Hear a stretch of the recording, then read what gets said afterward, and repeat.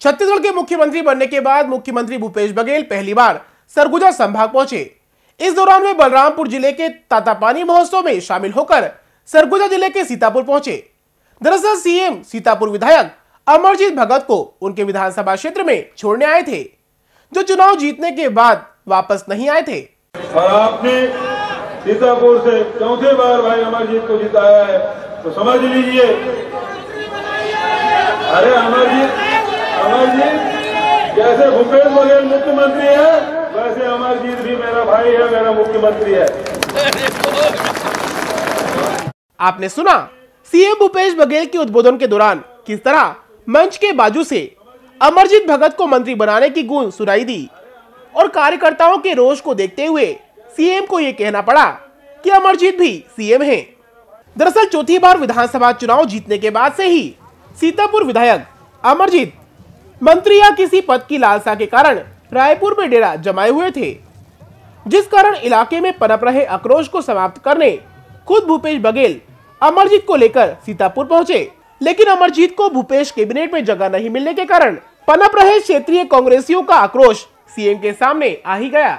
दरअसल ये पूरा मामला उस वक्त का है जब विधायक को छोड़ने आए सीएम भूपेश बघेल के लिए सीतापुर के स्कूल ग्राउंड में एक सभा का आयोजन किया गया था। खैर, इससे पहले सीएम ने अपने आभार भाषण में कहा कि इसी मैदान में राहुल ने कर्ज माफी की घोषणा की थी, जो हमने घंटों में पूरी कर दी। लेकिन उन्होंने ये भी कहा कि घोषणा पत्र में जो वादे किए गए वो 5 साल में पूरा करेंगे। आदरणीय साथियों, मुझे ये कहते भी प्रसन्नता है, इसी मंच में राहुल जी आए थे और उन्होंने ऋण माफी की घोषणा की थी।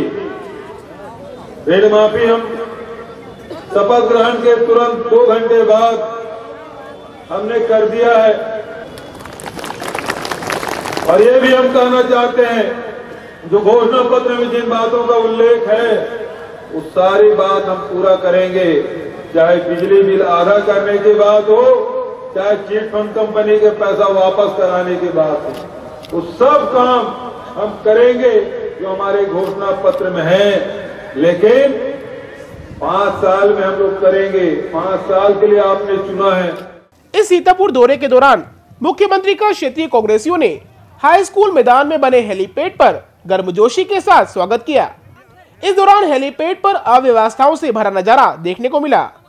कांग्रेसी नेताओं और कार्यकर्ताओं को अपने मुख्यमंत्री व विधायक का स्वागत करने के लिए भारी जद्दोजहद करना पड़ी। खैर, करीब 1 महीने दिल्ली और रायपुर की यात्रा कर सरकार बनाने के बाद पहली बार अपने क्षेत्र पहुंचे भगत ने सीएम के जाने के बाद मीडिया से चर्चा की और मंत्री या प्रदेश अध्यक्ष ना बनाए जाने के सवाल पर कहा कि जो करना है वह हाई कमान को ही करना है। होने के बाद हाई कमान का निर्देश था हमारे प्रदेश के अध्यक्ष और मुख्यमंत्री माननीय भूपेश बघेल जी का, हमारे नेता आदरणीय टीएस बाबा साहब का, प्रदेश के प्रभारी पीएल पुनिया साहब का, अरुण उरांव साहब का, चंदन यादव साहब का, इन सब लोगों का निर्देश था कि तत्काल राजधानी पहुँचे। और जैसे परिणाम के बाद तत्काल राजधानी पहुँचने के बाद जो राजनीतिक घटनाक्रम चला, उसमें सरकार गठन से लेकर के बाद में मंत्रिमंडल गठन तक काफ़ी समय लग गया। इसके बाद विधानसभा का सत्र प्रारंभ हो गया। ये सब में समय लगा और इतना दिन तक मैं अपने क्षेत्र की जनता से मिल नहीं पाया। इसके लिए मैं उनका आभार नहीं व्यक्त कर पाया, उसके लिए मैं क्षमा प्रार्थी हूँ।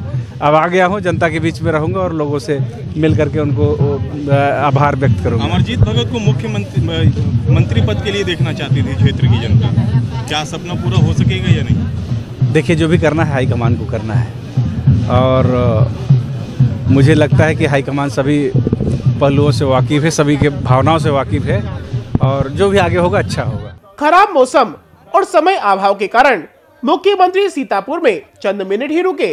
वक्त इतना कम था कि उन्होंने कार्यक्रम स्थल पर पहुंचे पत्रकारों के सवाल का जवाब देना भी उचित नहीं समझा और पत्रकारों को नजरअंदाज कर वो रायपुर के लिए रवाना हो गए। खैर, 4 बार से लगातार चुनाव जीतने वाले रूठे विधायक को तो कांग्रेस आला कमान ने मना लिया होगा, लेकिन देखना ये होगा कि रूठे कार्यकर्ताओं के आक्रोश की आंच कहीं लोकसभा के नतीजों पर ना पड़ जाए। For more information, log on to www.clips.in.